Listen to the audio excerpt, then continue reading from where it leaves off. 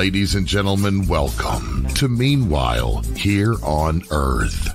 This program features in-depth conversations with the leading names in the subjects of UFOs, abductees, the paranormal, panel discussions, and the very best and brightest of the next generation of writers and researchers. Meanwhile Here on Earth, the show breaking new ground in alternative talk with your intrepid host, veteran investigative writer and researcher, Peter Robbins.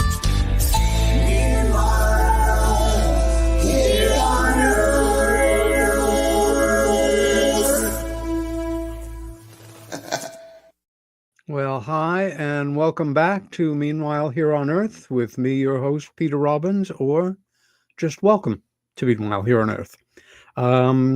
We were not able to do a live show last week due to a technical problem. We have that guest back, Ronald Regehr. I'm going to get onto that interview shortly, but the little monologue I was going to do last week, I'm going to do this week, even though its time is now past. From May 29th to June 2nd was the 10th annual Contact in the Desert, a very large conference that I had heard about for years but never attended, and had been very glad to be invited for this past year, but really was not sure what I was in for. I knew it was big and well attended and out there in the desert near Palm Springs. And I have to tell you, I had a really wonderful time. An extremely ambitious event. I had thought we had about 60 speakers and 1,500 attending. It really was more like 80 speakers and almost 2,000 attending from all over the country and all over the world. It's a bit overwhelming, understandably, with all of those speakers, many of us speaking at the same time in different locations. But what impressed me most was the sense of camaraderie and easy connection between people, as always catching up with folks that I don't see very often, some of them dear friends, some new friends. And in this beautiful location, huge hotel complex, and most intriguing to me as far as an operation, an absolutely terrific core of volunteers.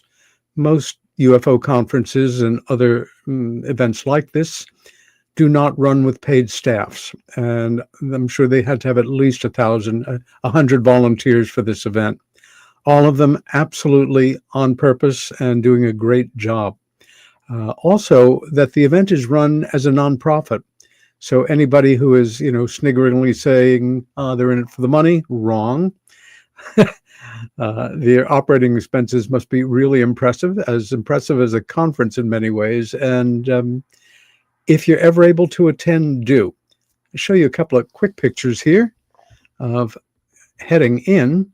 Once we cleared Los Angeles, we passed what was really the largest wind farm I think I've ever seen.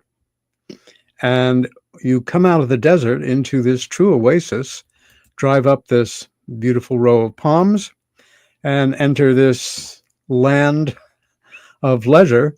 I managed to mostly take pictures at times when nobody was there and nothing was happening, quiet moments that were very welcome. Folks hanging out, networking in the lobby, 7-story lobby. And some of their signage. Myself and Mr. Jimmy Church and my friend Katie. And two friends I don't get to see nearly often enough, and we got to spend a leisurely 90 seconds together. And we're on to material that we'll be covering shortly. Okay. Tonight's guest, or this afternoon's or this morning's, Ron Regehr, has been a UFO researcher for more than 65 years. He is a retired aerospace engineer with 36 years experience at Douglas Aircraft and Aerojet ElectroSystems. He is a MUFON Deputy Director of Research and a MUFON Research Specialist in Space and Satellite Technology. Two of Ron's major areas of contribution in UFO research are satellite detection of UFOs and analysis of the photos associated with the Roswell case. Regehr is currently researching the degree of alien intervention into the Puebloan culture. Aerospace engineering, Regehr was an engineer with, again, Douglas aircraft, now Boeing, and Aerojet, which is now Northrop Grumman. At Douglas, he was part of the Saturn Apollo design team and was responsible for the electrical interface between stages of the Apollo rocket. Damn, you better get that right. Later, he developed the requirements for the first U.S. space station, Skylab, working closely with the astronauts, NASA headquarters, and Douglas designers. At Aerojet, Regehr was part of the team that developed one of our nation's top surveillance satellites, the Defense Support Program, or DSP. The team developed ground data, processed software, and interfaces with other program elements. During his career, he held various security clearances up to the level of top secret Q, and he was frequently called upon to assist government specialists in evaluation of classified programs. UFO research, Regehr first became interested in the mid-50s as a young volunteer for the Ground Observer Corps. Through the years, he continued reading everything available on UFOs, and in the mid-80s became seriously involved in UFO research when his knowledge of classified data indicated to him the U.S. government was not telling the public the truth about this phenomenon.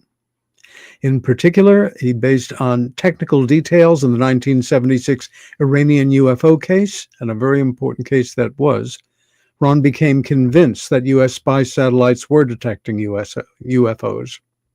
Between 1988 and 94, he published a series of articles establishing that this was true, culminating in his April 1994 MUFON piece, Do Spy Satellites See UFOs?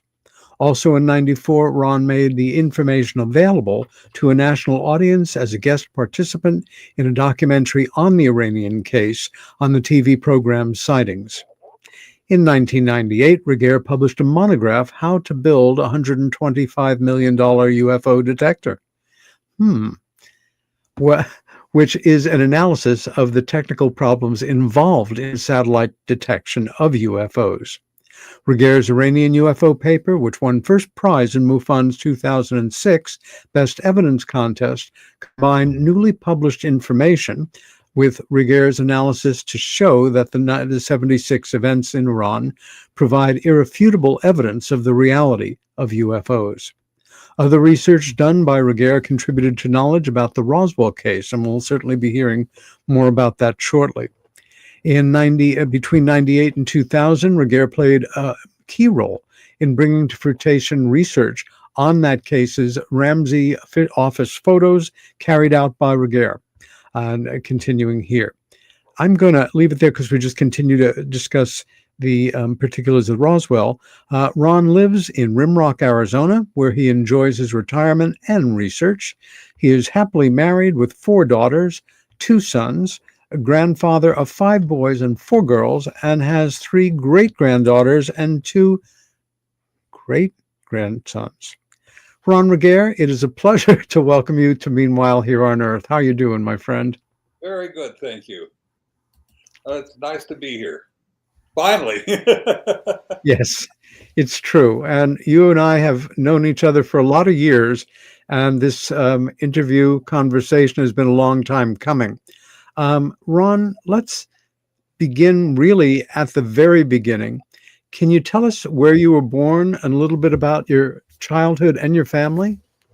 I was born in Wichita, Kansas. My father was recently got out of boot camp in the Army Air Corps, and he had already completed his schooling as a mechanic. He had a 2-year degree in automobile mechanics. So he immediately made the grade of corporal. And shortly after I was born, we moved to Tampa, Florida. And I'm just recalling stories that he told me. And because I was a year old and I don't remember too much from then. But he was called in because he could tune the engines on a B-29 better than anybody that the Army Air Corps knew of at that time. And the problem was that most people aren't aware. They wondered, how did the B-29 bombers get to the Orient to end up bombing the islands of Japan? Well, they flew from MacDill Air Force Base in Florida down to South America, then across what people call the nose of Brazil over to Africa, and then hopping across the land there from there. The problem was that on a real hot day, they couldn't, some of them with a full load of fuel couldn't generate enough thrust to get up, and two of them fell into the Tampa Bay because they just weren't powerful. Their engines weren't tuned properly. So Dad was called in to both tune the engines and teach other people how to tune the engines. And from there, we went and moved back to the farm after the war. And I kind of grew up on a dairy farm, learned to drive a tractor at 5. And I'd drive the tractor where my grandfather, who was a big man, my uncle would leave one side of the tractor and my uncle the other side, tossing the bales of hay into the Grandpa would lead back and forth, and then my uncle and Dad would stack the hay up in the wagon. And every once in a while, Grandpa would say, "Ronnie, stop the tractor. You got to let your uncle and Daddy catch up." Because Grandpa would walk around and grab a 3-wire bale of freshly baled hay with his hands and pick it up without breaking stride and toss it into the back of the trailer. Mama. And he would lead back and forth, left hand, right hand, tossing these bales of hay. And at 5 years old, I wasn't nearly as big as I am now.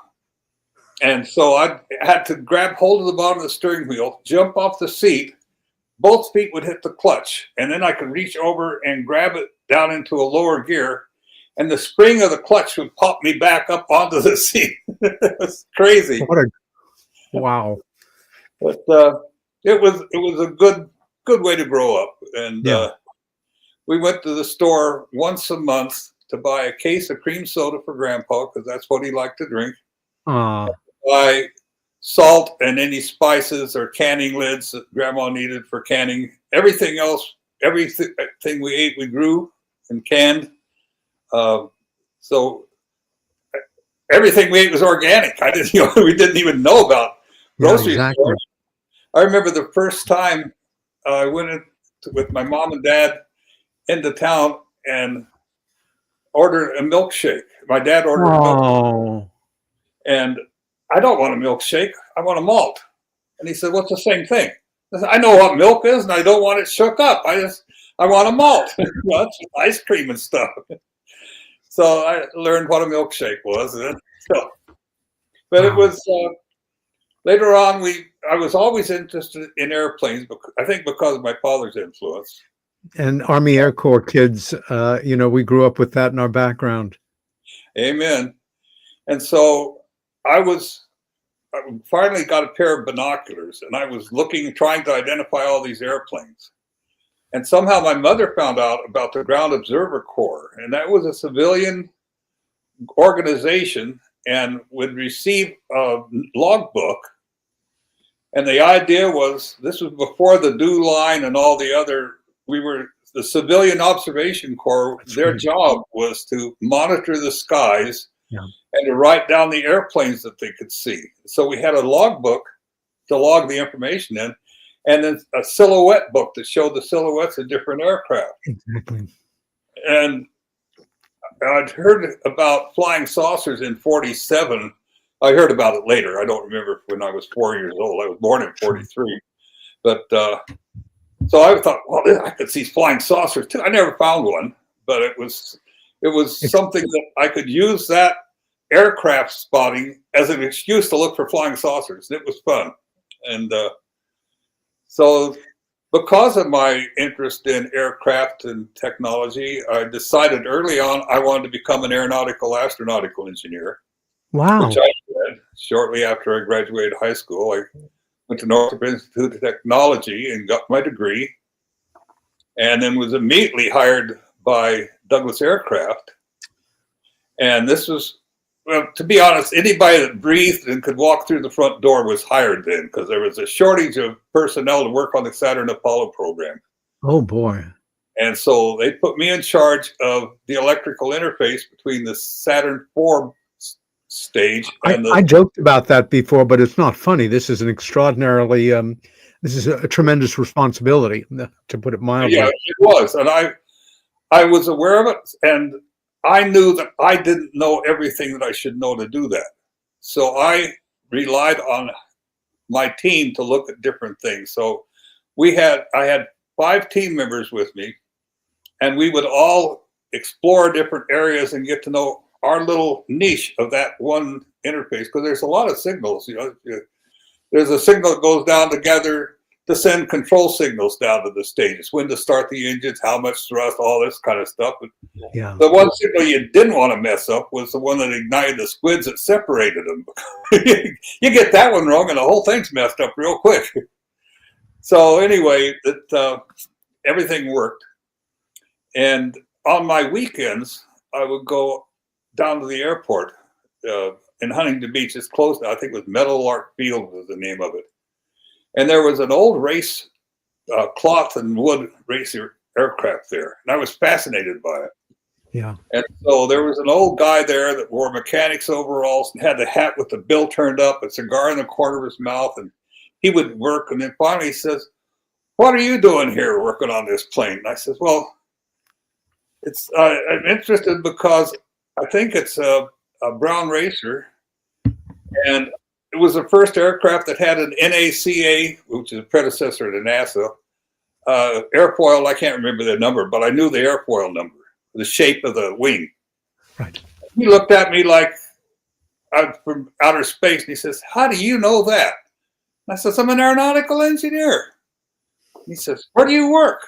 I said, "Douglas." He says, "That's where I work." I said, "Really?" He says, "Yeah, you want to see the blueprint for this plane?" I said, "I'd love to." It was his airplane. He had designed it and built it and raced it. Oh, And my now God. he was a big wig at Douglas, where I worked. And so he gave me the code to get to because you go to the top floor, you had to have a code to open the door.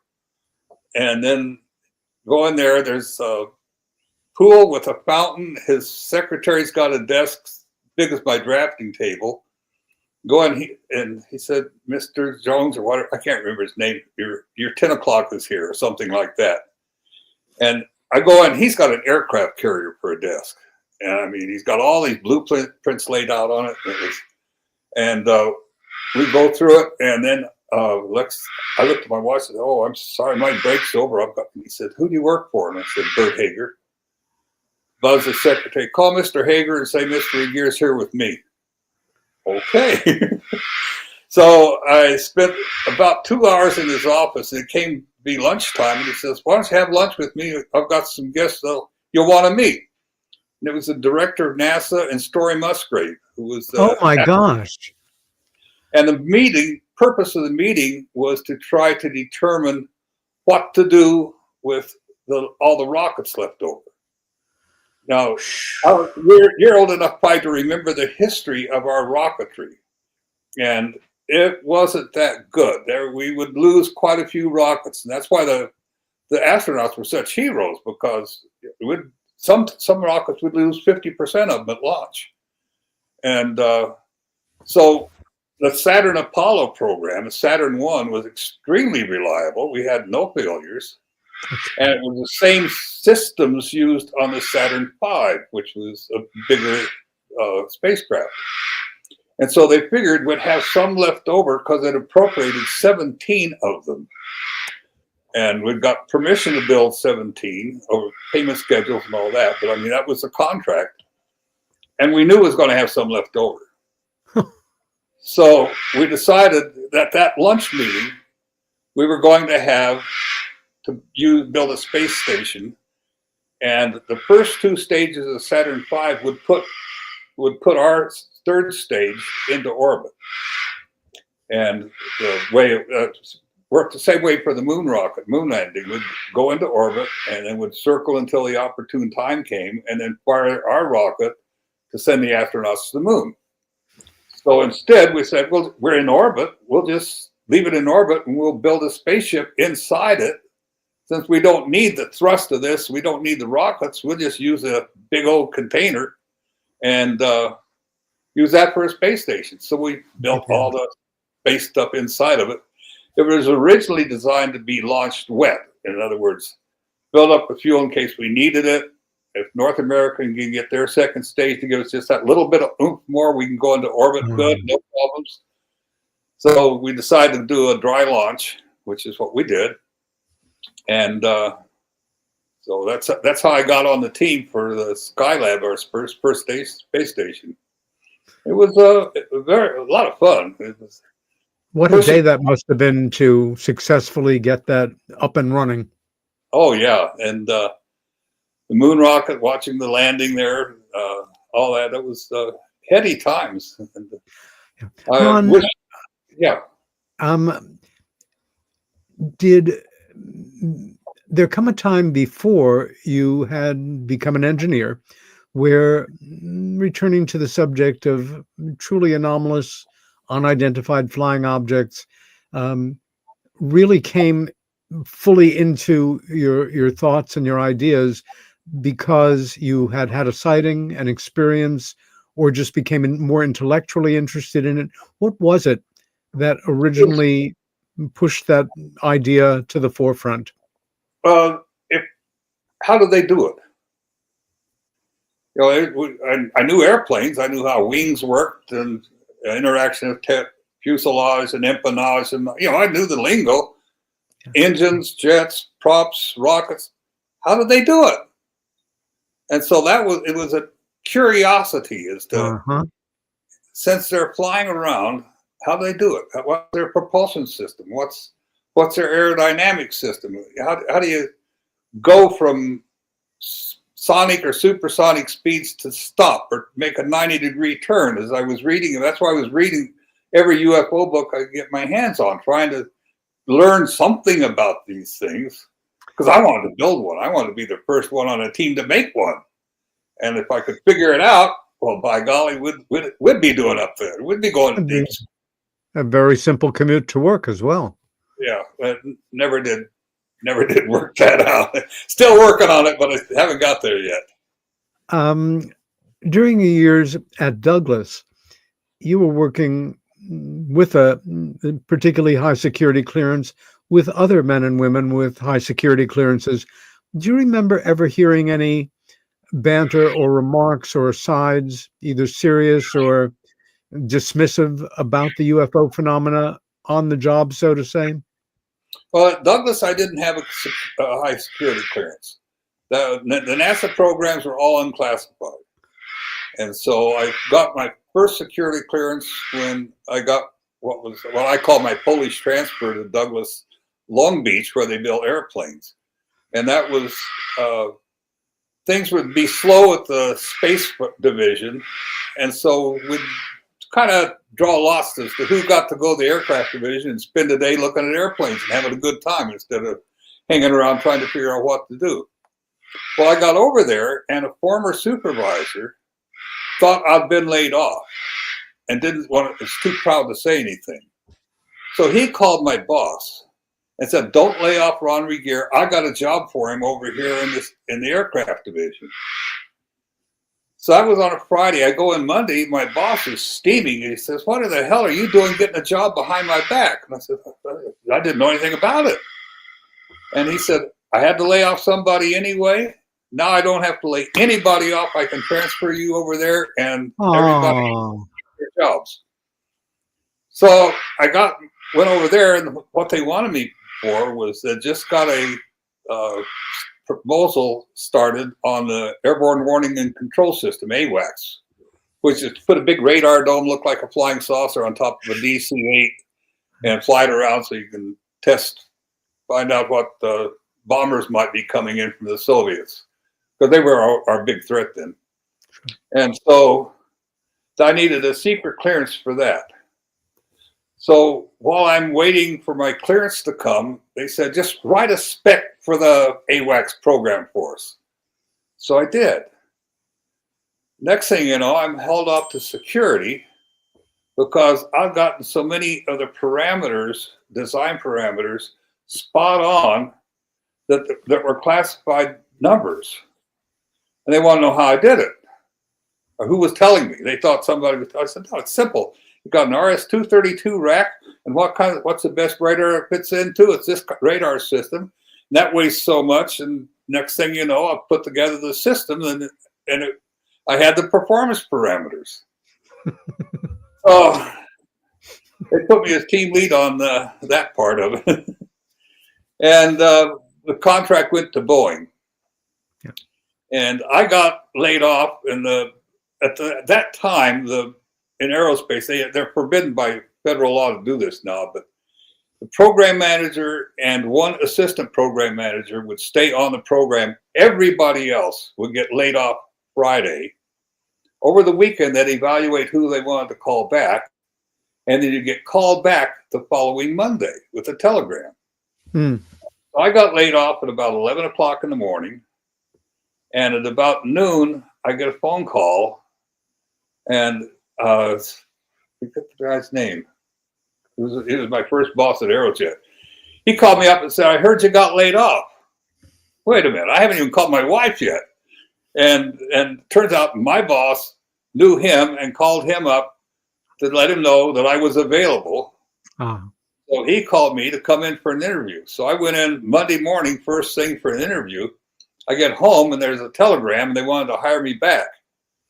But when I was at Aerojet, I was kind of braggy, feeling a lot of bravado. So I said, "Sure, I've been there 5 years, and after 5 years, I get 2 weeks paid vacation. I don't want to start all over again with 1 week's paid vacation after 1 year.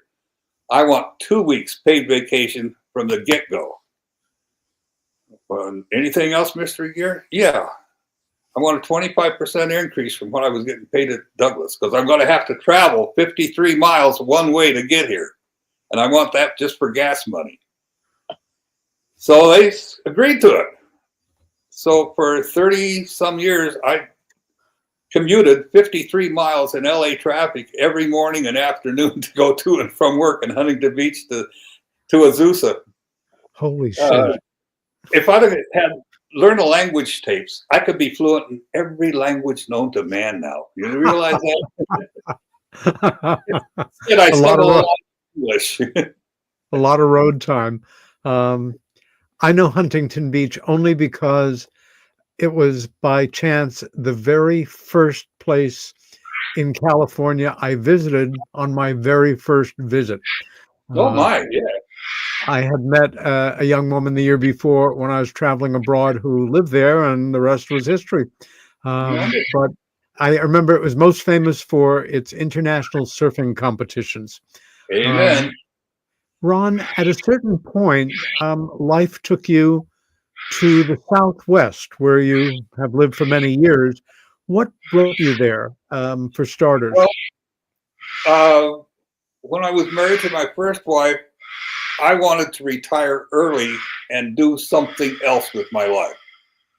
I'd had the challenges I wanted. I'd met the programs. I'd done those things, and I wanted to do something else. So we took a vacation through the Southwest, and we ended up loving Moab.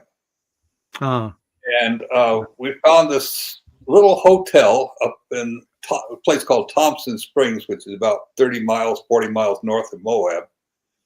And I forget what they wanted for it, something like $75,000 for this little two-story hotel. And next to it was a dance hall bar.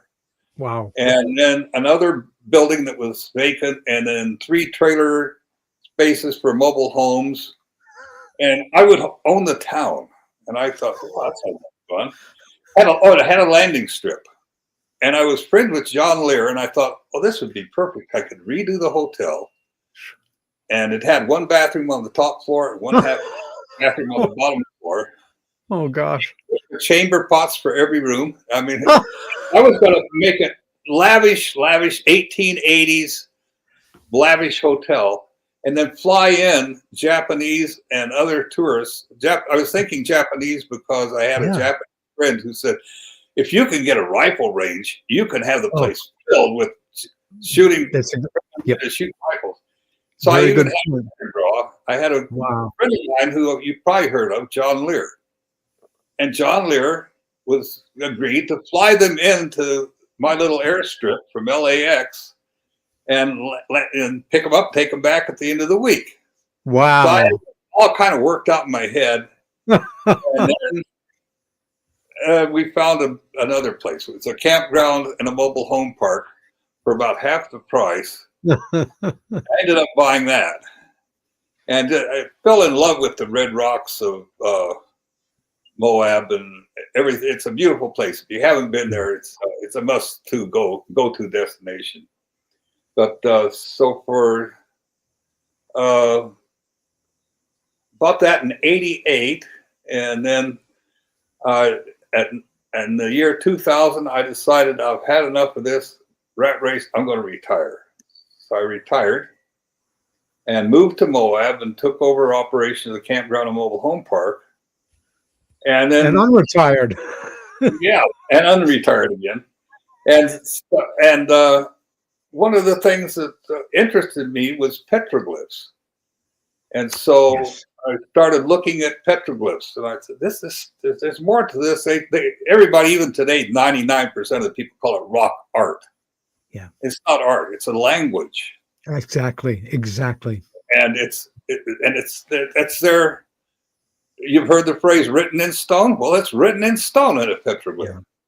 And so I'm sort of looking at these and still keeping an eye on UFOs. I was state director of MUFON while I was in Utah. And this guy comes up to me, one of my clients, and he says, "You're the UFO guy, aren't you?" And I said, "Yeah." And he says, "You got to go down by the goosenecks." He says, "You go down by the goosenecks, and there's this big rock all by itself, and it's got a 2-foot tall UFO on it, and it's really amazing. You got to go see it." So I said, "Where is it?" He says, "Well, you go down to the goosenecks and take a turn off on the dirt road and go for about a mile. Can't miss it." Well, to me, you can't miss it. It's a kiss of death for directions. I'll miss it. So anyway, get my truck. Dar and I go down there to look. Now, if you've been spent much time in the Southwest, take the dirt road. Imagine you're got a 12-inch square piece of glass about 8 inches above the concrete sidewalk, and you drop it.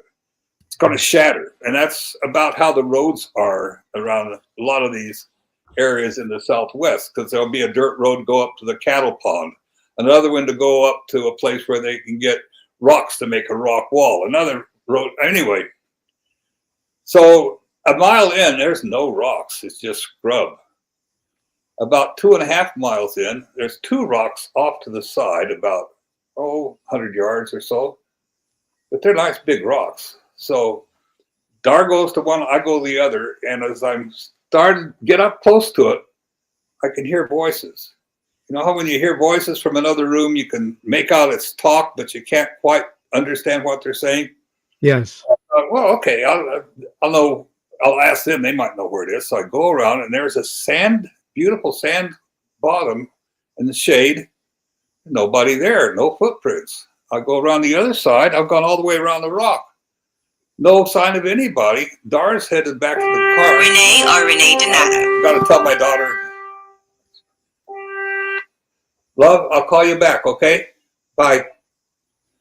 So Dar said, "There's nobody here. I haven't seen anybody. You must be imagining things." So, okay. So we go on 7 miles, find the rock. I mean, it is literally right next to the road.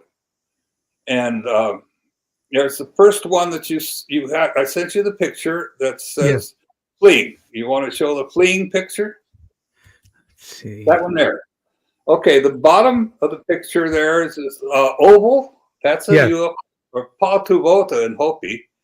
Up in the right, well, you see on the upper left, you see a breaking out spot of the rock, and that's a hole in the real world where this is. If you were to go to the left, there's a group of one could hide in.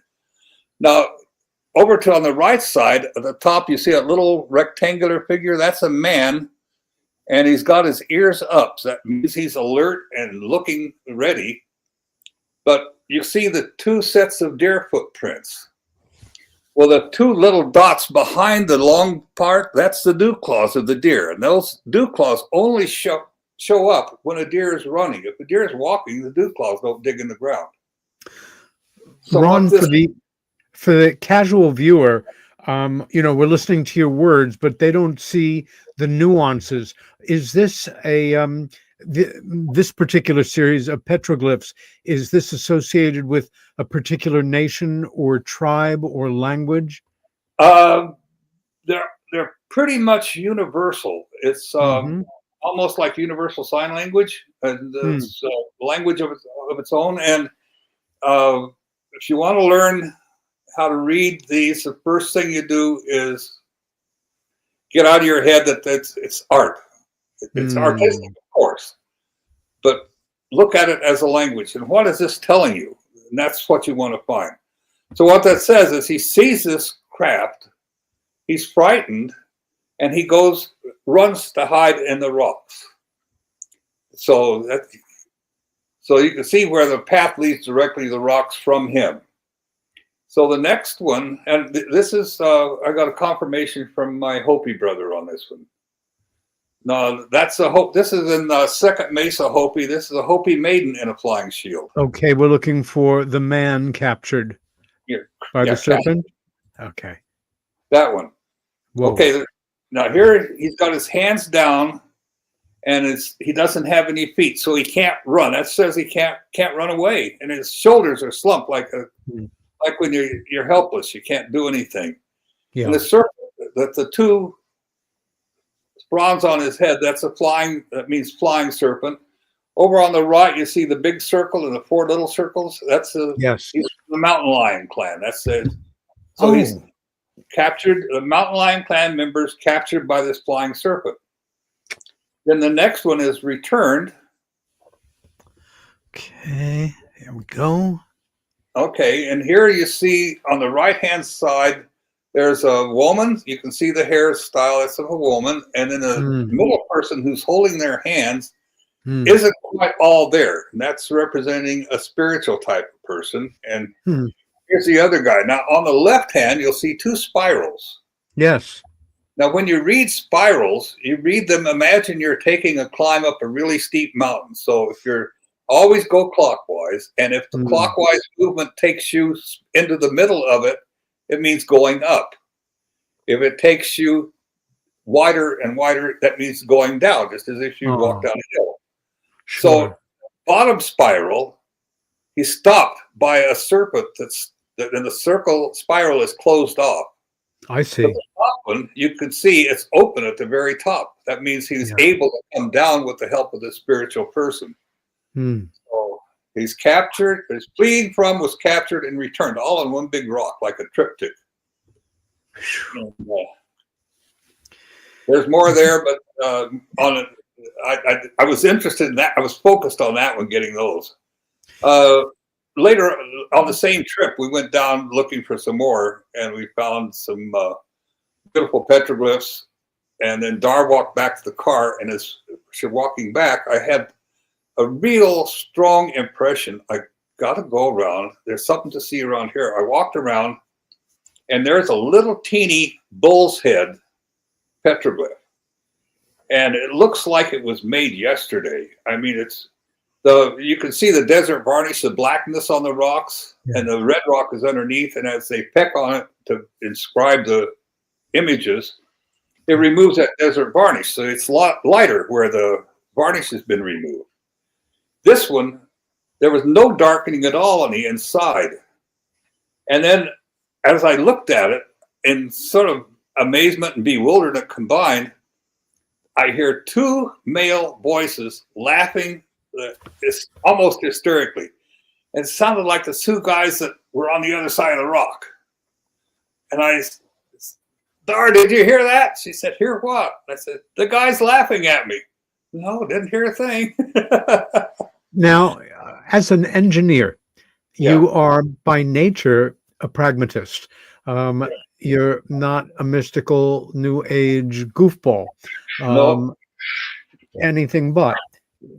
When you're confronted by a situation where you know there are no other human beings in the area, there are no hidden microphones, there's no attempt to deceive unless it's sort of like, a cosmic there's candid no camera show. logical reason for this. What's going on? What do And you think right now, thinking back on that moment, where are you with that in terms of some kind of explanation that works for you?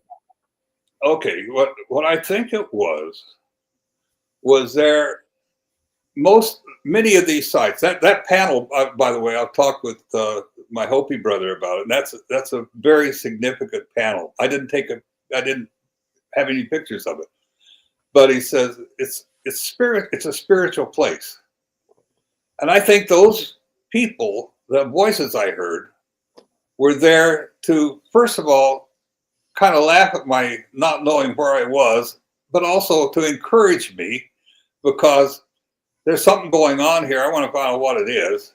And then when I find this last panel, made you look. It's the way it was almost like it popped out and said, made you look, haha.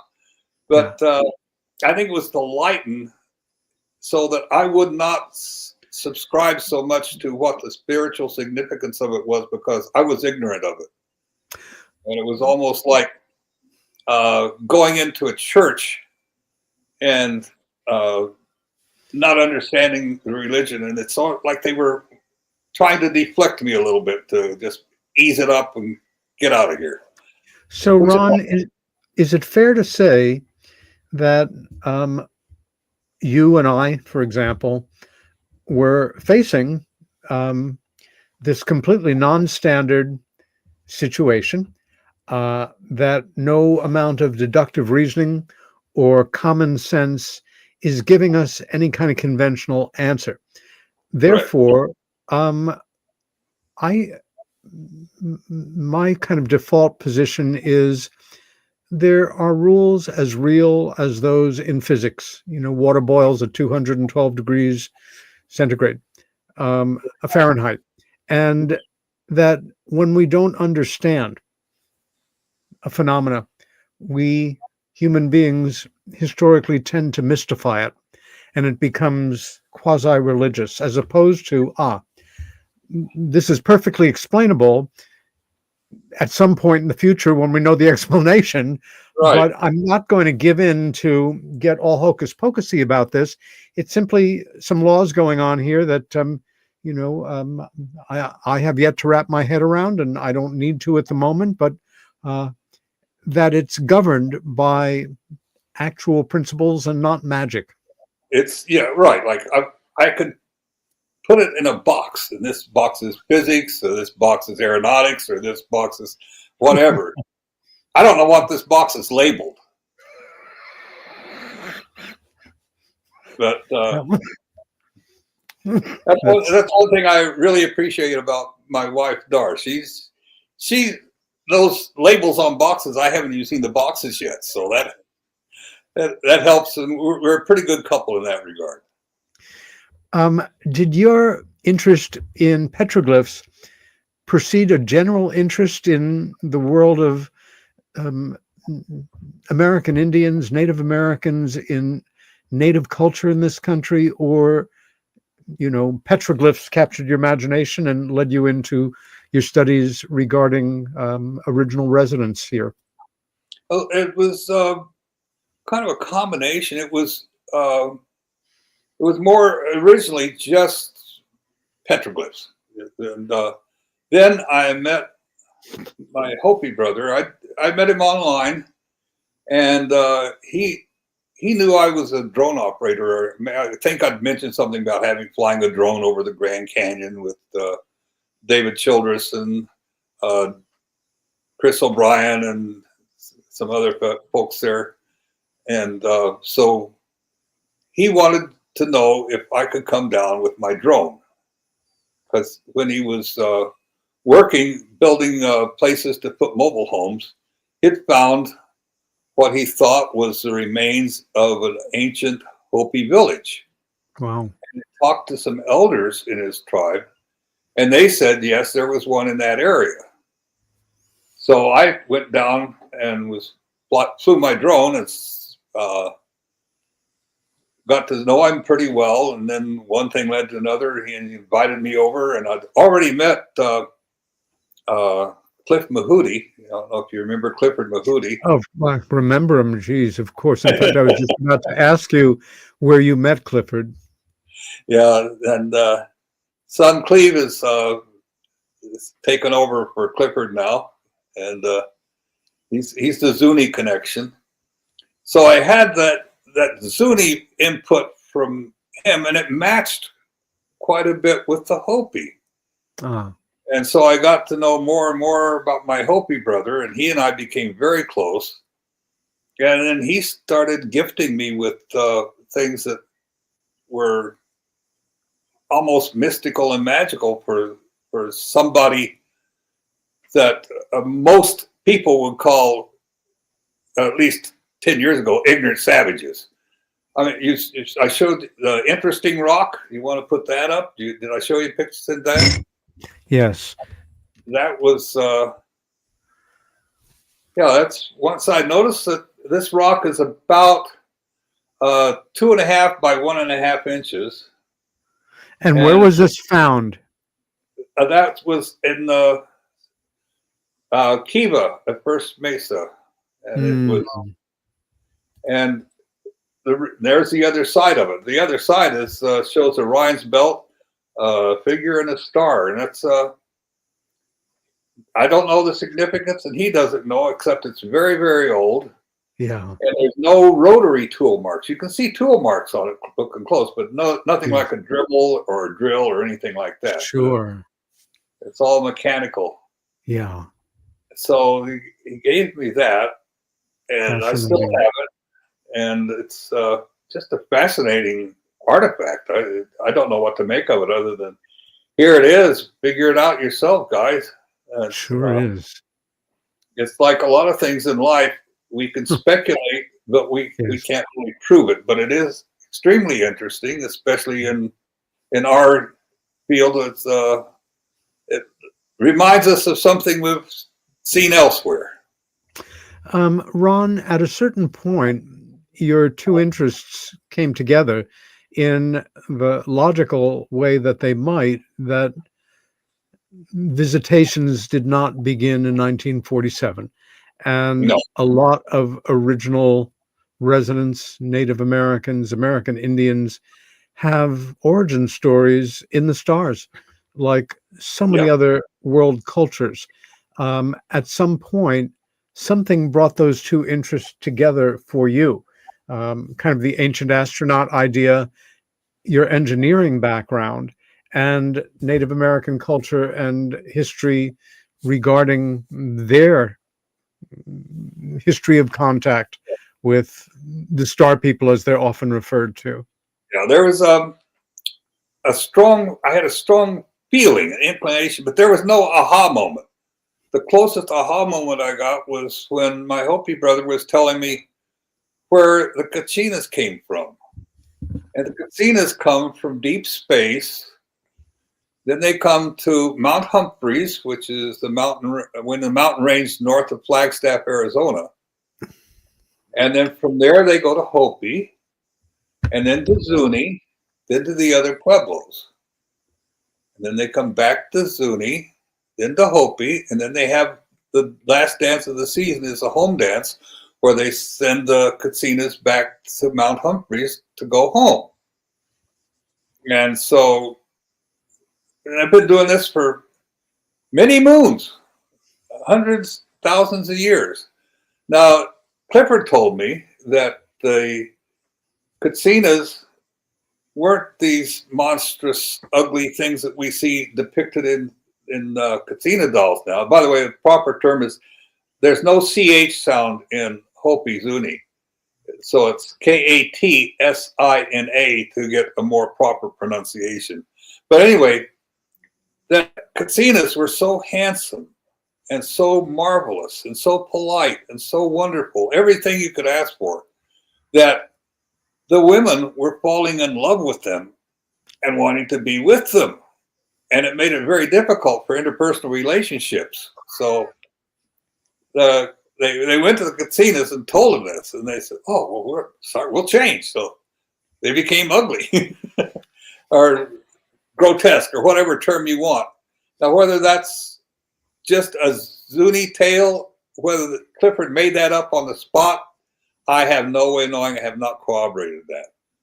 When I mentioned that to my Hopi brother, he said, "That's a Zuni for you." So who knows? The eternal joking yeah. that we have at each other's expenses.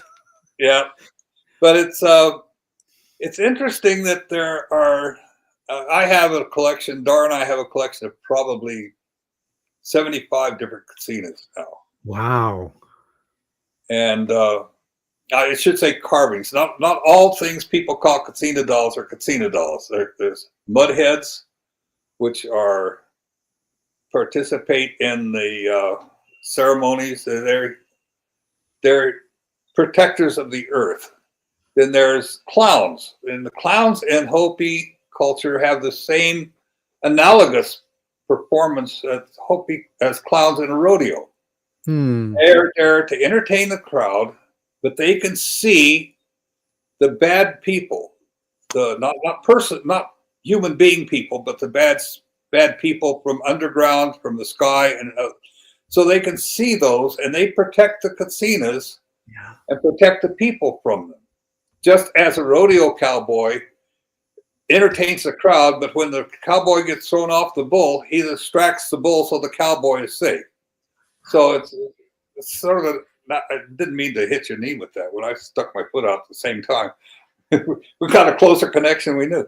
But so I've got some clowns, I've got some mudheads, and then I've got a lot of Katsinas. And I don't know how many Katsinas there are. I don't know if anybody knows. There's the ogres, they're big teeth, ugly, and they've got an open sack on their back. And they go around at certain times of the year to bang on the windows. The kids, to tell the kids, you get your auntie or your grandma or your mama here. And if has George been a good boy?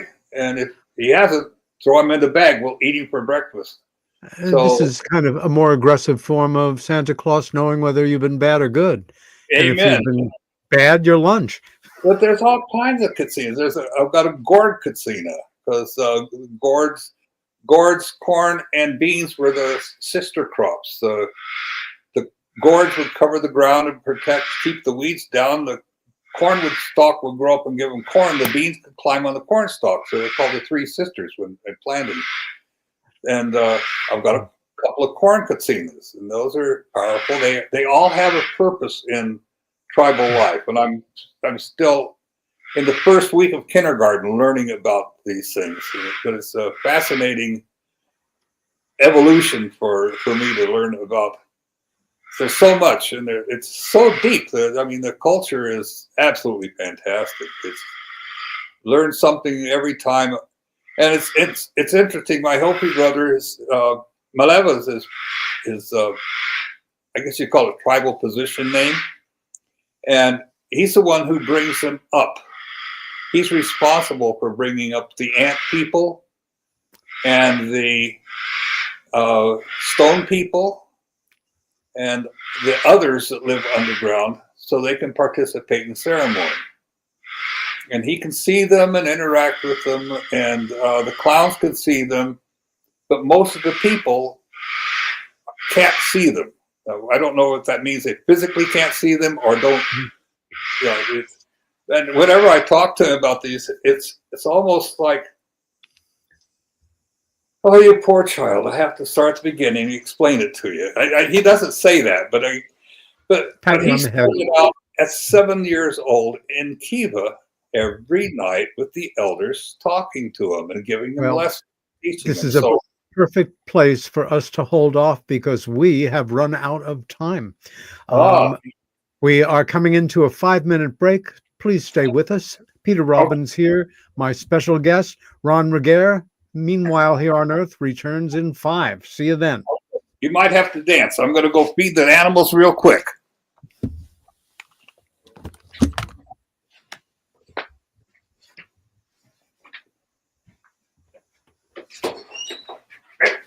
Your dinner. Ready for dinner?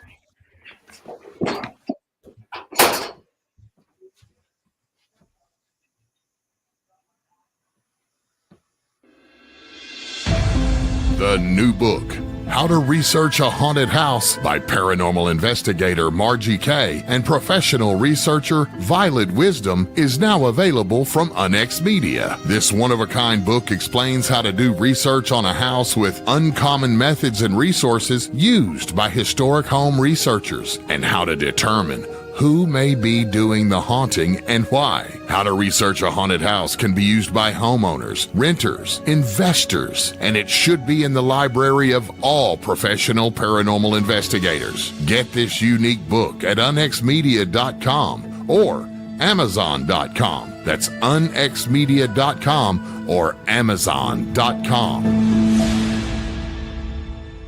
The Unex Network presents a health and wellness spiritually based brand of hemp-derived CBD products made by Hopewell Farm in Harrogate, Tennessee. We apply our Cathara energy work with all of our plants and products. Our products made in small batches with only 2 ingredients of pure hemp, full-spectrum crude oil, and coconut-derived MCT oil. Third-party lab tested for potency and legal THC levels with 6 strengths of 1 ounce oil to choose from. Know what you're buying and get what you pay for from Hopewell Farm. Applied directly to a specific area, Hopewell Farm topical salve in 1 ounce and ½ ounce sizes, made with pure hemp crude oil, comfrey extract, and all natural ingredients. Find the Hopewell Farm link and coupon code on the Unex Network website at unexnetwork.com. That's unexnetwork.com.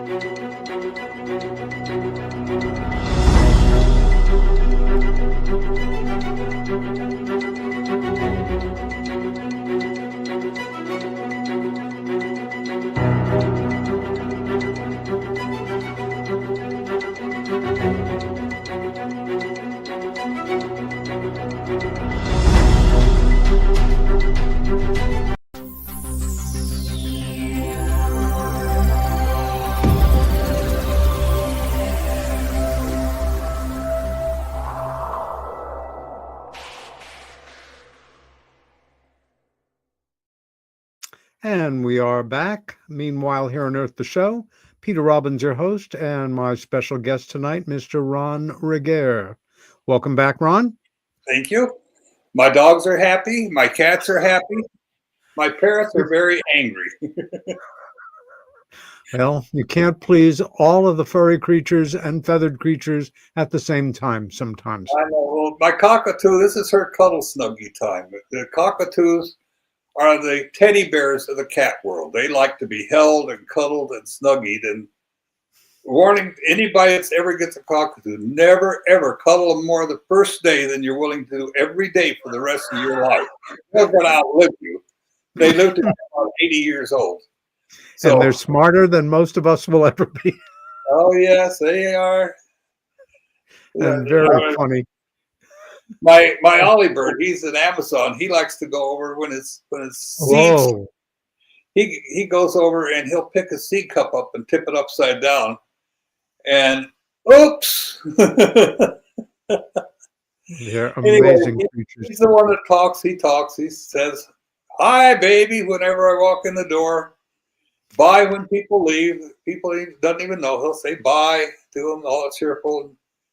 The first day we had him, we got him because he was chewing the back of his feet to the point where you could see a tendons.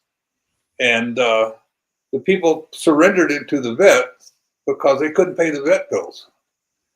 And so the vet knew we'd lost our Amazon a year before, and he said, "You ready for another one?" So we said, "Sure."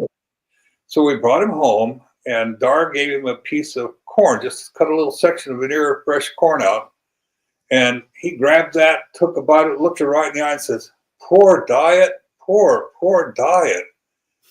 And it turns out they'd been feeding him a diet of peanuts and sunflower seeds, which is like putting your child on Cokes and ice cream or something.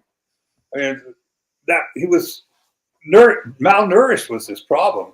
Yeah. And so he still to this day likes his corn on the cob, and I make a mash for him out of vegetables and beans and stuff, and they gobble that down. But it's amazing little creatures. They come up with stuff all the time, and unlike what most people think, including I did for a long time, it's not a matter of repeat something and they learn it and say it back. They're cognitive thinkers. And every day for 18 years, I've raised two blinds next to his cage and says, "Wow, Ollie, look at that." He's never once said, "Wow, Ollie, look at that." That's over 1,000 times I've done this. Never once has he said that. So they're amazing animals. Yeah. On to another subject, because it's really only come up in reference in your very distinguished introduction, which is at a certain point after you developed a serious interest in UFOs, you turned your attention to Roswell, the Correct. town, the case, nuances of the case, its place in American history. What do you remember your first thing that you thought or heard about this Roswell story, whether you took it seriously, and how you began to get involved to the extraordinary degree that you have? Well, I read probably all the books on Roswell at that time, up until 1980, about 1990, 91. And then mid-90s, I was co-director of MUFON Orange County, California. And I'm not remembering what the deal was, but anyway, we had a guest who was, turns out to be James Bond Johnson, was not a speaker guest, it's just somebody that came to watch what was going on. And he took a liking to the way I presented myself about being a little bit of a skeptic, but I was convincible, I think was the way he put it. And I had no idea who he was. He was the guy who took the Roswell photographs. And let's be clear here for folks who aren't in referencing what we're talking about. when you say the Roswell photographs, you're speaking of photos of General Ramey and right. Uh, um, of course, Major Marcel. yeah. So these photographs, of course, purport to establish that Major Marcel was wrong when he gave his first information to Base Commander Butch Blanchard, and that, in fact, he was not holding remnants of a craft from parts unknown. He was holding fragments of a Mogul weather balloon, which would explain away this real embarrassment to the United States Army Air Corps. And gosh, the thought of flying saucer crashed, how silly that was. And putting this man through the most humiliating experience of his entire life in the process. Right. The name that first was associated with those photographs was a Texas newspaper photographer, James Bond Johnson. Can you tell us a bit about how that confusion happened?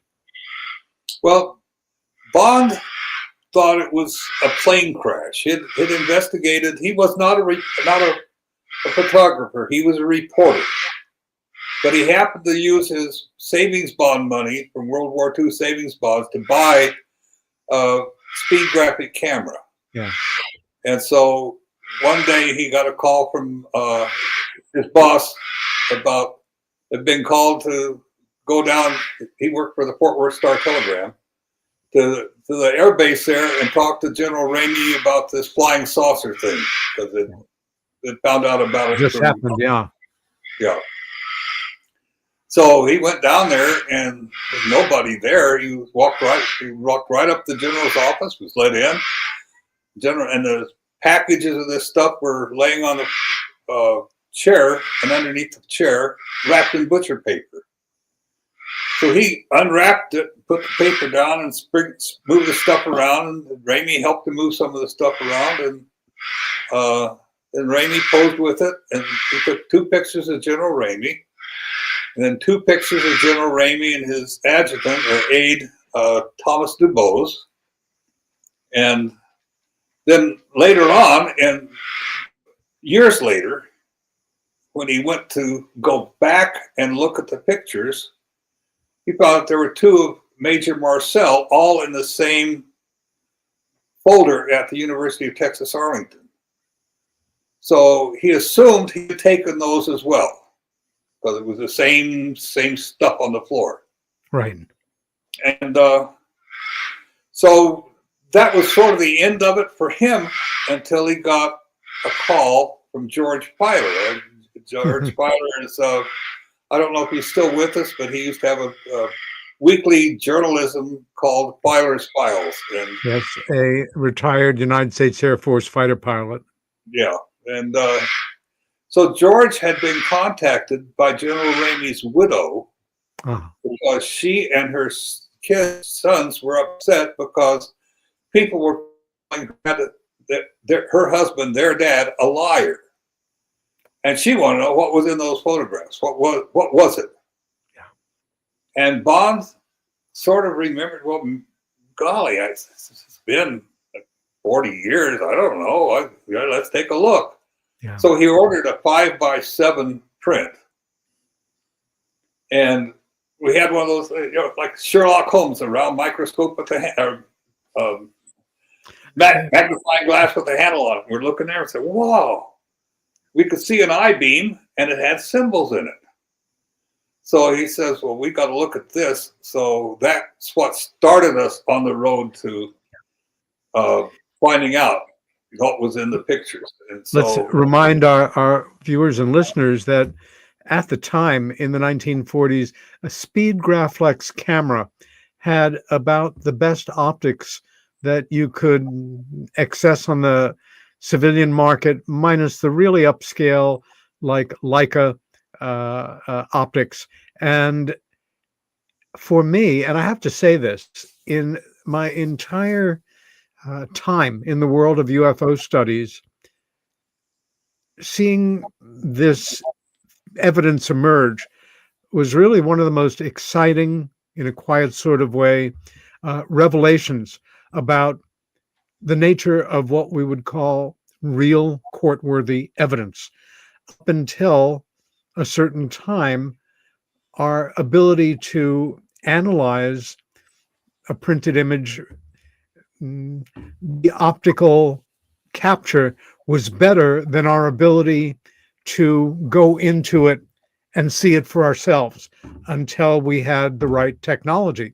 And lo and behold, what happened at this point, and that you so articulately really focus in on part of your new book, is, my gosh, the cable in Ramey's hand, if you close in on it close enough, you can read almost all of it, which is mind-blowing. And what does it tell us? As debunkers and skeptics have said for decades, something mundane and explaining it away and talking about the weather balloon and things. No, there are key words in it that make your jaw drop. Victims of the crash, or victims of the wreck. Yeah. Do you remember really the first time you got your hands on a blow up of it and could see it for yourself as an investigative writer researcher? Yes, I do. And it's just happens to be very close at hand. Right here. Son of a gun. Okay. Now, this 16 by 20 print, it's about the size of a postage stamp. And so we scanned it at, I forget what the rate was, 2,400 DPI, and enlarged it. Well, the problem is you enlarge it so far and the grains of film become enlarged to the point where it just becomes mud. So we took it to the limit and could pretty well read it. And it really stands out, Fort Worth TEX. I mean, that everybody can read that without any stretch of the imagination at all. Headquarters of the 8th Army Air Force. Yeah, it's that easy to see. And other people have looked at it and with more detail. And like I said, I was the team lead on it, so that was. I'm having a horrible time with my memory. Team member is a dentist. I apologize to him, but he got the best read. And then also Neil Morris, my co-author, he also got a really good read. I got scans from, they're included in my book, scans from Neil, from University of Texas, Arlington, and from Stan Friedman, got his scans. And you can all see just a little bit of difference in all of our analysis of these photographs. I made it a point to tell everybody I don't want any manipulation other than brightness and contrast and enlargement. Yep. No Photoshop at all. Yeah. And then I ordered everybody, five people, all 4 of the prints that are available, 16 by 20 prints. And then I made an overlay, a clear acetate overlay of a 1-inch grid, A, B, C, D, E, F, G, 1, 2, 3, 4, 5, all across. So the idea being, I want all of you on my team to look at your photographs, and if you see anything of interest, tell the other team members where it is, where it is in the grid. Right. Don't tell us what you see, just tell us where you see it. Right.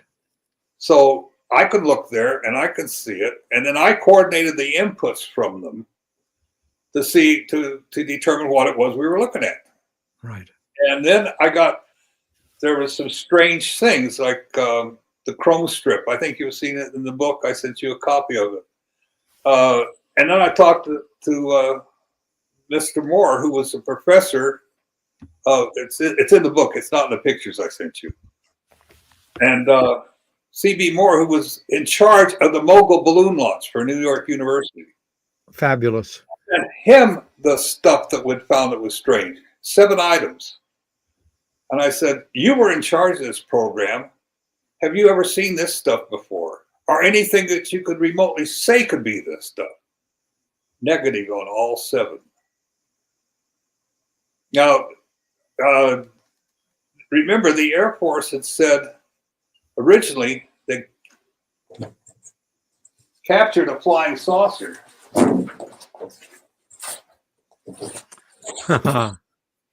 Yep, there it is, that famous headline. Yep. Yeah. And then when they came back from James Bond Johnson's trip, he emptied the flying saucer. So what was it? Just a weather gadget. And he called in Warrant Officer Newton to affirm it was a weather gadget. And then later on, the government gave us a book about that thick, about the truth of Roswell. And in it, it's horribly put together. I mean, somebody went out of their way to make it absolutely impossible to reference very well.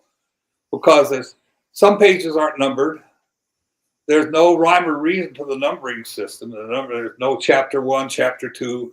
No, it's a mess. Yeah. But anyway, in the mess, they say it was Flight 4. And that was their official explanation. It was for Flight 4. And then turns out they have a copy of the flight logs.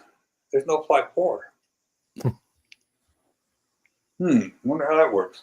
Then they said that the stuff that looks like aluminum foil in the pictures, that was from a radar reflector. An ML307. They even showed us a blueprint of it and copies of, this is what it is. But in that book about the truth about Roswell, that's a real book, The Truth About Roswell. I'm talking about the Air Force publication, not Don Smith's book or Kevin Randall. I'm not remembering. Yeah. But in the Air Force book where they explained it, they didn't fly radar reflectors because they tracked them with radio songs, a radio device that they could track it with much more accurately. So according to their own Air Force publication, it couldn't have been a radar reflector, and it couldn't have been Flight 4, but that was the official story. And that story was so good that when the Air Force did Project Blue Book and all the Air Force scientific studies of UFOs, not one mention of Roswell in any of them because of General Ramey's statements. They were that compelling, and people bought it.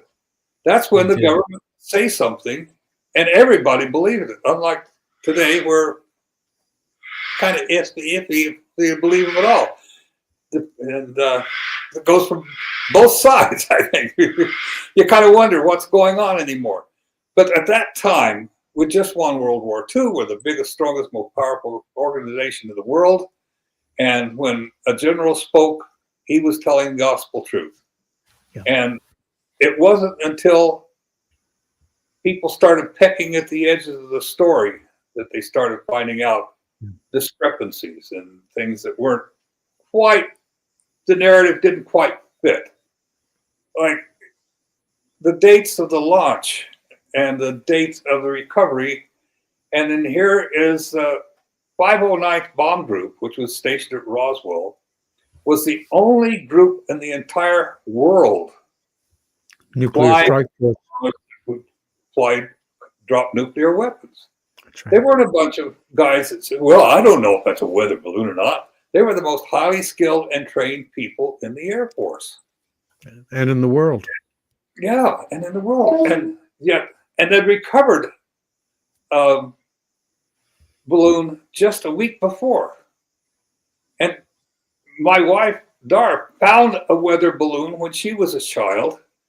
And she remembers it had everything there, had little tags on it, said, call this number. If you find it, whoever called it, find this number. So they tracked them. That was the whole idea, was to track these things. And so the story started falling apart, and we started getting more and more books about it. And Kevin Randall, Don Smith, or probably Don Smith's done more about Roswell than any person alive. And he's Tom Carey. Tom Carey is co-author, and fantastic amount of work they put into it and to be committed. And So that's where I first went. When Bond came in, James Bond, John, he liked to be called Bond. I think it was a lot has to do with the James Bond movies, but that's neither here nor there. Of course, there were people who just joked about it mercilessly, not even thinking of the fact that when he took those photos, James Bond, the character, was possibly not even a glint in the eye of the author quite yet. No, he and Fleming hadn't even thought about it, I don't think. So anyway, so we started looking at it, and I couldn't find any research material from anybody that was doing what we were doing. We were looking at the photographs in depth. Everybody else had just glanced at them.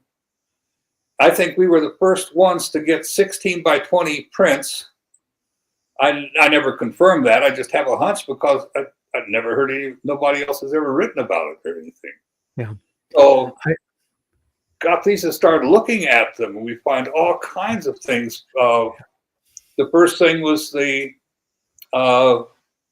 strip with the strange lettering in it, the I-beam or U-beam. Yeah. We found what would be the balloon cloth or material, rubber, but it has a piece that looks like molten solder with a trail, little trail as it runs down. There's this droplet of frozen solder there.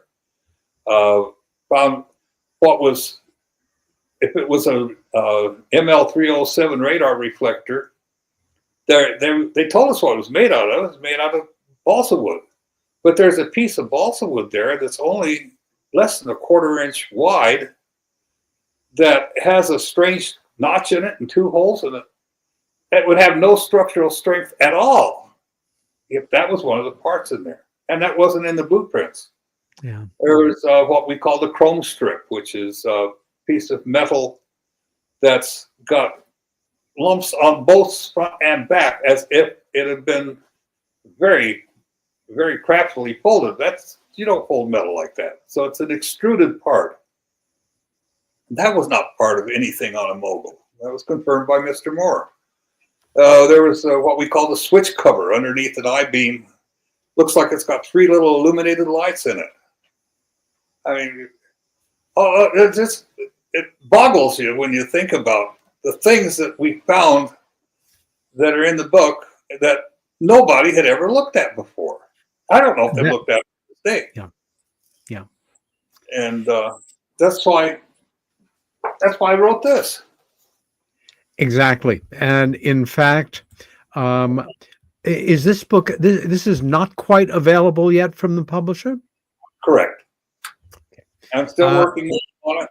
And well, you let me know as soon as it is online and available for purchase so I can start promoting it here. But I have to say again, Roswell, it's the alpha and the omega. It's the godfather of UFO cases. It's the beginning of, depending on your point of view, the nonsense or really the gospel, the facts about this machine that came down on the plains of St. Augustine, some 30-odd miles from what was then a fairly small town called Roswell, New Mexico. And again, there is now enough evidence, just thinking about what's been generated by Schmidt and Carey over the decades. I think they've interviewed something like 600 individuals who were directly or indirectly involved. And for anybody that feels that eyewitness testimony is dismissible when it has to do with UFOs, because, hey, we all know that's kind of silly, when to remember that eyewitness testimony has contributed to capital punishment cases as well. But this particular evidence that we're talking about right now of that cable in General Ramey's hand, which for so many years was just, a little fuzzy bit of photographic detail that would have been impossible to even think about recovering in the 1940s when it was taken.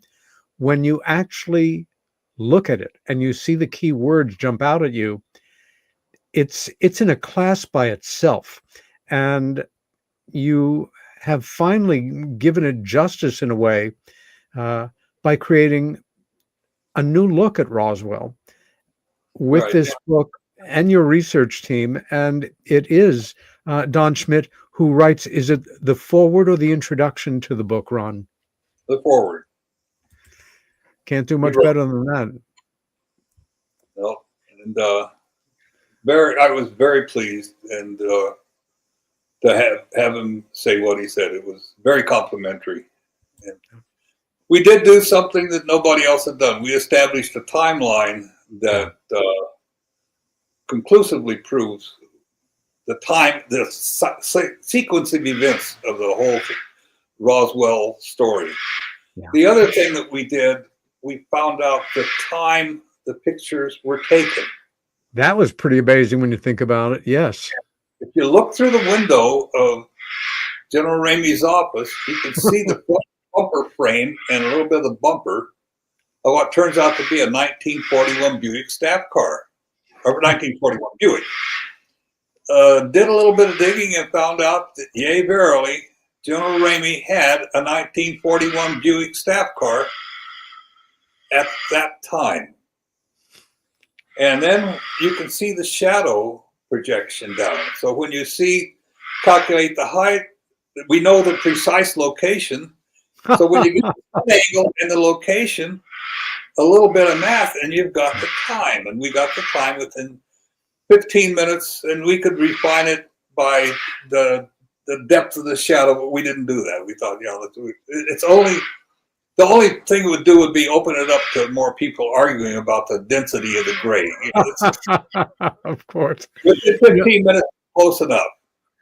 I want to shift gear here for a moment and take you back to a UFO case event moment, very solidly ensconced in post-war history, and an insight that you got that was quite unique. I'm trying to remember whether it was 1986 when then President Reagan delivered an address before the, I think, 46th meeting of the General Assembly of the United Nations. And he, if I'm incorrect, it's off by a bit. But he gave a talk that was memorable in part because of where he went off script and what he said. He was, of course, a masterful public speaker, trained actor, as well as knowing how to work a crowd in a way. And at a certain point in his presentation, I think the first words off script were, I often wonder what if we learned that we were faced with, a threat from outer space, etc. Wouldn't we, human beings all then come together and, unite as one? And then, and I'm not remembering the exact details, but he, very effective technique, began to discuss, but isn't there an invader among us already? Isn't hunger? Isn't ignorance? And then segued back into the text and continued. Very masterful talk. Years ago, you and I had a conversation where you told me that you had seeked out and met the speechwriter for that time. And I, having an unbelievable mind for details, remember the name of the speechwriter. Who can imagine how we do these things? His name, as I recall, was Peter Roberts. Am I correct in that? I believe so. Okay. How could I possibly remember that? I don't know. It's almost magic.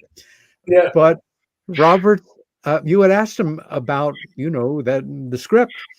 And what he told you, as I'm remembering, was if you, as, a legitimate scholar, could get hold of the original printout of that was on the podium with Reagan, you would see that it was all the scripted by Roberts, except from that point of I often wonder what if. And you and I know Ronald Reagan had a very distinctive handwriting. And there along the left-hand column is written in this allegorical take on it. Now, this goes back, as you and I know, to a very verified, bona fide sighting that then Governor Reagan of California, along with his wife, along with a number of passengers, along with the governor's official pilot, saw a fully articulated disc tracking the governor's plane, and talked about it that night at a dinner party that they were running late for. Anything you want to comment about that to jump in here? Because it's a very important moment for me in that Reagan knew, and this is verifiable, what he knew on top of this. I think we can imagine, or certainly take a guess, that he knew in no uncertain terms that the phenomena reported, to quote General Twining, was something real and not visionary or fictitious. That Correct. Reagan knew that, of course, he could never talk about this in public, and that while he was alive, he couldn't, write it in a memoir or something and have it come out. However, I think, like a lot of individuals who don't see their lives in the terms that we do of how am I doing today and what's going on tomorrow, but what will my place in history be? I don't know if you think that way, Ron, but I usually don't. But a president of the United States would. And that he wanted, it was important to him that posterity knew that he knew that this was real. And that elegant device within that presentation, which of course anybody can Google, and I'm sure you get it in a couple of hits. I think it was the 46th session of the General Assembly, but you can chase it down in a couple of hits. Any thoughts or reflections on that? Because that has always stuck in my mind as an important particular in presidential history regarding the UFO phenomena. Yeah, my hunch is, and I've always thought that he had tried to get the truth out of whichever government agency is withholding the truth. Yeah. And was not able to. Not able to. And I think the reason we won't get disclosure unless they actually land on the White House lawn or something equally dramatic is because of abductions. The government is here, their primary objective, no matter what, is protect their populace. Yeah. And if it came out that there were a few from up there or around here, wherever they're from, that take people from their homes without their permission, yes, and do things, even if they're not probes or any of the stuff we're talking about, just the fact that somebody could come in and take your child in the middle of the and the government is helpless to do anything about it, is enough there and of itself to keep the lid on the whole assembly. Thank you. Story. We're going to come right back to that, but you have just articulated what I feel is a centrally important point. We have something going on that we'll call the disclosure process. It's organic. It's been going on originally in quiet little ways for decades. The last 7 or 8 years, it has accelerated, but it's accelerating at a mathematical, not a geometric rate. In other words, every day, because of a sighting, an experience, being taken, having your attention seriously focused on this subject because of an outstanding documentary or case study or book, or a person that you know and respect relating to you some kind of personal account. Every day, more and more people know this is a reality. More often than not, it will be part of their secret life unless they have, people that they're comfortable chatting with about. But you've nailed it. Everything that's been going on in the House of Representatives, right, in the past few years, very exciting. I think, if you and I were having a conversation even 10 years ago, we might not be visionary enough to imagine that there's now this open debate among elected officials, ranking scientists, leading academics, with the ridicule factor diminished tremendously. We are in truly a post-ridicule era, not that it's disappeared completely, but as an individual that's been caught up in this particular area of study for close to half a century, myself, colleagues like you, we know, we're living in this world where we've come to take this phenomena seriously and often not thinking about how this is not something that is even being considered as a possibility by the great majority of people on this planet, who may even be thinking, yes, there may be something to this whole UFO, UAP thing as truly anomalous advanced machines under intelligent control, etc. And so for me, this whole disclosure process is kind of a soap opera kabuki dance. It's been disclosed. We did it. Not you and me, but we, the people. The Hopi, the Zuni, the Navajo, they've all encountered these strange beings and talk about it openly. We have. I want to go back a little bit to the Robertson panel. Please. Yeah, that's fine. They're the ones that came in, and they were the official government program to investigate this. And their conclusion was it was all a bunch of hokum, and the recommendation was to make fun of it. Yeah. And so that's when we started getting all of the joking and laughing and flying saucer jokes and things like that. Little green man. Used by the Robertson panel to deflect the studies and the seriousness of it. And even when we had somebody as truthful and upstanding as Betty and Barney Hill, they were still ridiculed. Their granddaughter, Kathleen Martin, still gets people who are less than polite skeptics about that event. And so that the whole idea, you can see lights in the sky and everything else, and that's what the government's talking about now. The light in the sky, but the real nitty gritty, that's interaction with us human beings, with somebody, something from out there. They're totally avoiding that. It's like they don't even talk about it. Yeah. It's under the radar totally. Again, I think if you're in this work, you at a certain point or at times actually are living with the illusion that the world is generally ready for this whole thing to break, when the great majority of people, I contend, are not. I've had colleagues say, well, get ready for it anyway, because here it comes. For me, this whole process should be accompanied, as anything should, with patience, with compassion for the door that these people are all going to go through, that people like you and I have gone through in our own way at a certain point. And my gosh, there really is something to this. And we're not alone. Everybody needs to do that. And it's not...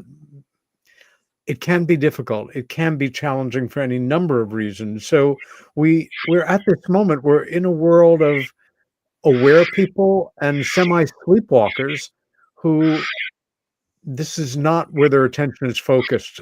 Frankly, they're looking to hope that they have health coverage when they need it, that their kids, don't get caught up on drugs, that they're able to make house payments or dream of owning their own home, of Social Security being there in place. They're not thinking of this.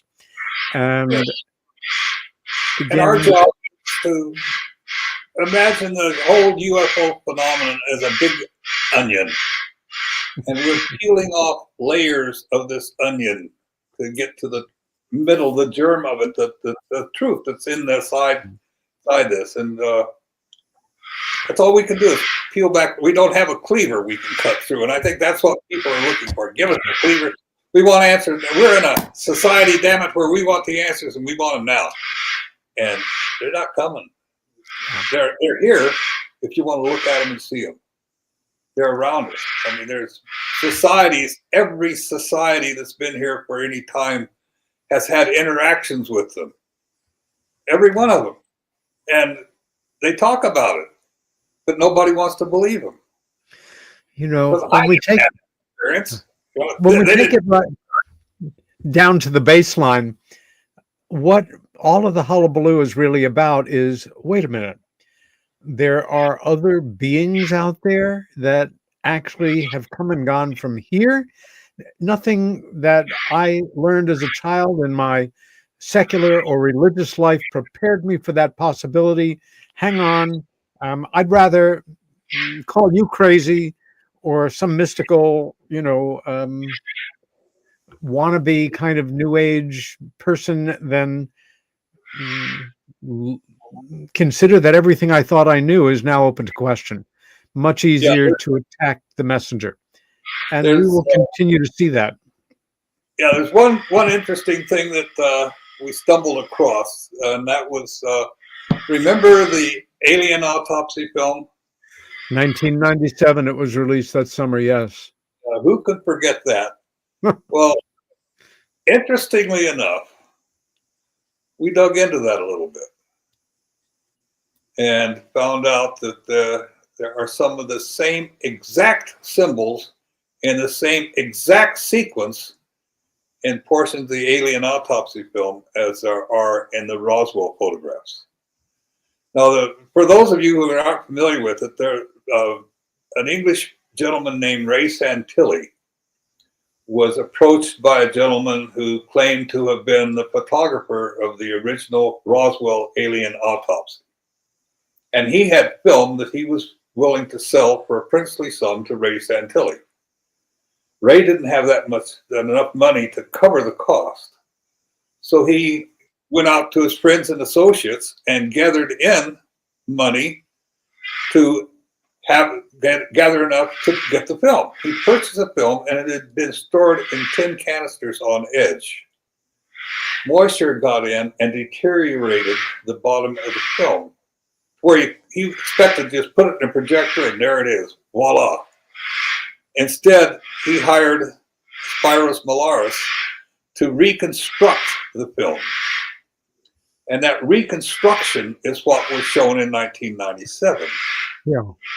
So what we did is we went through the reconstruction, the frame by frame by frame by frame through the whole video. And we identified what was original footage and what was not original footage. There's very subtle variances in it. Once you see it, you can't unsee it type of thing. And so we put the frame number. So when you get the book, you can see the frame number. This is his frame. And this is the aliens, the real foot. And this is a foot of somebody else, something else. They're different. The blood stains on the side of the sheets are different between the two, real and the makeup. Subtle differences that were not noticed, I'm sure, by the creator of the composite. So we found these differences, and then we came up with different questions to ask, and we posed those in the book. 15 different questions that if they could be answered, fine, and then we'll shut up. We won't say anything more.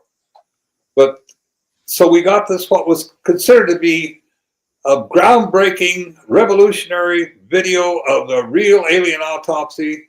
Turned out to be, it was all a hoax, but it wasn't. It had real footage. Now, we have in the book a picture of the real autopsy creature. We could identify that from original footage. It wasn't Humphrey's model that he made for the video. It was the real one. That's not to say that's the real person, object, thing, being, whatever you want to call it, that was in the Roswell, because we can't say that's from Roswell. I can't attest to some film where it was from. That's where the photographer said it was from. But I can only attest to what we found. I won't go beyond that. That's just not, to me, that's pushing the bounds of, I just can't do it. That's making stuff up, and I don't like to make stuff up. Sure. And so we can say there's two different bodies that are shown in this video. One's from the original footage, and the other is from the created footage. And the original footage object, we've got a picture of it in the book. So, but the fascinating thing to me was the same exact symbols in the same exact order, like NO for no. You know, if they're just random scratches on something, as some people have posited, then the odds of finding repeated random scratches in exactly the same order, same size, same shape, is to me beyond mathematical comprehension. What put me off when I first saw it, and I actually saw it twice that summer of 1997, first in a preview, and I'm trying to remember how I got invited to it. Maybe it was through Stan Friedman for Press and Media, a link to watch it on our own. And then later that summer, it was screened at that year's Bufora conference in England. Oh, the British UFO organization. Yeah, exactly. Yeah. And I remember paying particular attention to physical details. For example, the cord that connected the old rotary phone. It was letter perfect in terms of what they would have used at the time, the right phone model. Every physical detail was appropriate to that immediate post-war period. But frankly, having been involved in abduction research for so many years at that point, and in great part through my assistantship with Bud Hopkins, and being privy to so many, well, certainly several hundred heartfelt descriptions of these other intelligences. And then in the wider world of beings reported in UFO studies, nobody had ever reported a being quite like this, barrel-bellied, very human-featured Right. being. I remember a quote from this of course would have been all pre-digital special effects when everything was still analog and, making models and that kind of thing. And one of Hollywood's leading model makers, Academy Award winner in terms of special effects, said, based on how things looked when they cut into it in surgery, that we're talking about a model that was tens of thousands of dollars to construct, nothing, somebody put together in their basement. And that somebody was trying very hard to convince us of something. In England, I remember seeing people who came into the screening room kind of sarcastic and ready to brush the whole thing off, who left a little more thoughtful about it. Other people who absolutely were going in true believers and came out not so sure. Nobody was fully satisfied in a way with what we saw. We had all been kind of played a little bit by it. Also, the fact that on the same reel was footage that the photographer had shot of Elvis performing. And when you have the name Elvis attached to anything relative to UFOs, it's usually not going to work out well regarding the more serious take, even if it's absolutely true. Who am I to say? Anyway, Yeah. just it took us off in quite a direction. But as you know, it's based on something real. And rather than just try to restage the whole thing to, recut, reshoot, get the grains the same, the details just right, it's quite a masterful effort in disinformation of a very high order, I think. I'm still, it's hard to make full, absolute conclusions sometime in this work, as you well know. Absolutely. Will you be back in Roswell this summer, by the way? If invited. Same. When do you project that the book will be completed and ready to be offered for public sale? I asked the publisher that twice, and both times I said, look, I'm going to be on national wide radio. Maybe it's worldwide for all I know. And that would be a boon to sales if we could find out about when. And he says, well, I don't know. There's so many parts that have to be done. Okay. And they've had my manuscript both electronic and printed now for 2 weeks. And I've got a good cover. That's a great cover. And so far they've got the two things I want. I want a colon after the word revealed, because it's not revealed secrets, it's revealed. It's a verb, not an adjective. Yes. And then I also want my co-author, Neil Morris, as a co-author. And so the newest version of the cover has the co-author. They're still fighting me on the colon after revealed. Well, this is what we call the fine-tuning stage. And yes. The main thing is, it is in the hopper. It will be out as soon as you do have a publication date, and that'll be, not terribly long time from now. Right. You let us know so we can help get the word out, because this is really a, if Roswell or any complex case allegorically is like a diamond catching light and showing it in different ways, this book comes at the subject of Roswell, which has been covered and recovered in the most serious and scholarly ways, in the most ludicrous and dismissive ways.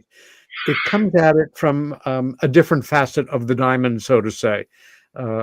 It focuses in on an aspect of the story which adds respectable mass to the other credible information that's been collected over the decades. And again, with a shout out and great respect for Don Schmidt and Tom Carey's fine work over the years, and Kevin Randall's, who, really was the first one to plunge in after Stanton Friedman, stuck the flag in the soil and said, we have a case here.